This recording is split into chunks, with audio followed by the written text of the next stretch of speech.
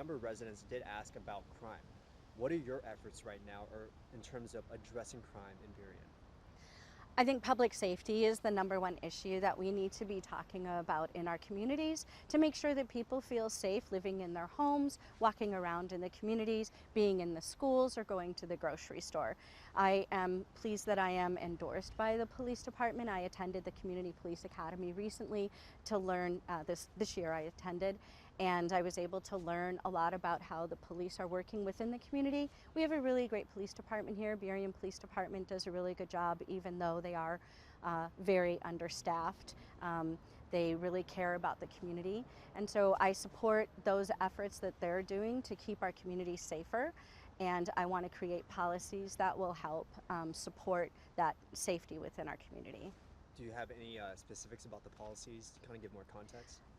Well, I do support the new no open drug use policy that was set by Washington State, and the Burien Police Department is enforcing here.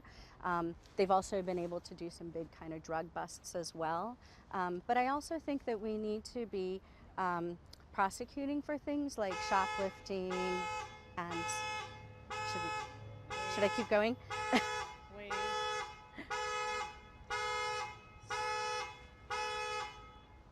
Thank you. Okay. Okay. Good. So I think that we should be setting some policies to protect people within the community. So, you know, if we have people that are shoplifting or that are stealing from the businesses or things like that, that we're making sure that those are prosecuted and that the community feels safe. Another topic that came up from residents was the topic of homelessness in Burien. What are your current efforts to address this? So homelessness has many different sides to it, and there's different ways that we can help people. For some people, that might be substance abuse and mental health treatment services. For others, the housing first models that we have can include transitional housing, affordable housing, places for women of domestic violence, shelters to be able to go and things like that. So I think there's a lot of different options that we have to be able to help people. And I want to make Burien a place for everyone to be safe and for them to comfortably live. Another topic, very similar to crime, but it was a hyper, I would say, a subtopic of crime, youth violence. Parents had concerns about youth violence happening on campus and your campus as well. So they're concerned about their kids' safety. What are your efforts to address this issue in Burien? Yeah, and as a mother and a grandmother, I really understand these issues of our kids being safe and also having the resources that they need to be in safe environments. And as a city, we can do more to help our youth have places to go and also support the school district in the activities that they're trying to do to decrease youth violence within the schools and within the community. I have seen these situations that we're finding with the youth, and we really need to be able to provide opportunities for them to be able to be in those safe places. Another thing people talked about, not as much as crime and homelessness, but the topic of the local economy, small businesses specifically. They talked about certain challenges they face. This is no secret for the nation. Inflation, supply chain issues, staffing shortages. What are your efforts to support the local economy, including for small businesses?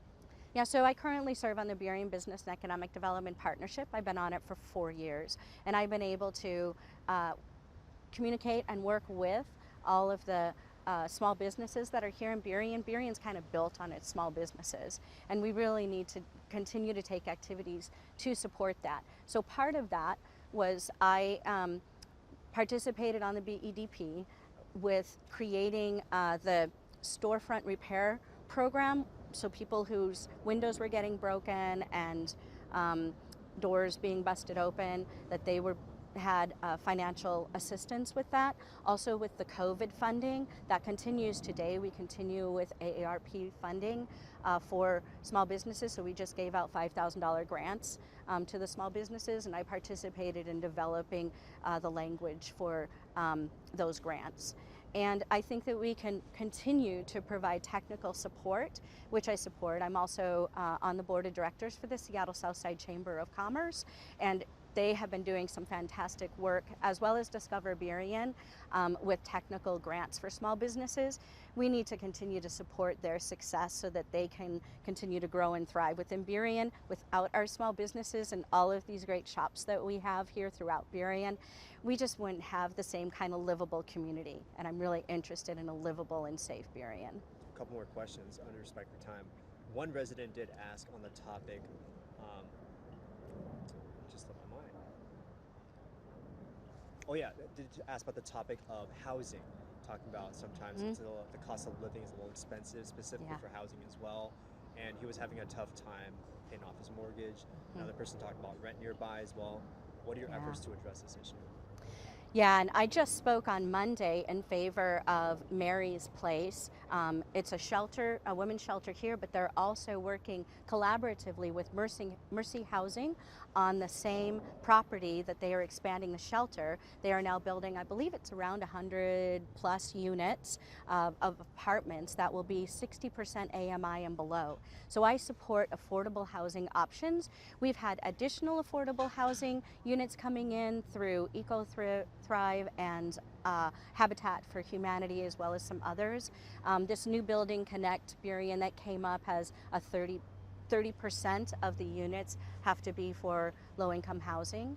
And so I'm very interested in making sure that we have housing for everybody and that we can make it more affordable. One way that we do that is by increasing availability of housing to try and bring down those rents.